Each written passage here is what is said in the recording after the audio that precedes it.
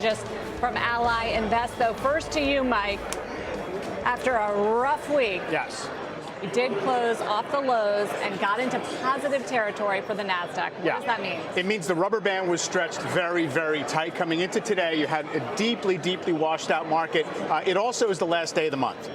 So I do think if you were correct in leaning negative all week, you want to just knit that up and take your profits going into the weekend, as we're talking about potentially Fed officials, central banks trying to interrupt this vicious cycle of selling begetting selling. So I think all that stuff together, end of the month, if you were going to rebalance, you did it on the close because you had a great opportunity to how well bonds have done relative to stocks. That's all I would say, and it's good to finish off the lows on a Friday, but essentially every rally is sort of suspect here, and it could be ripping ones, and you still have a high burden of proof that this little phase is working its way through. Lindsay, what's your message to all the retail investors that have been phoning in all week? Clearly, they've been fearful. Is this a sign, the way we kind of rallied into the close, that, again, things go both ways when we're seeing this level of volatility?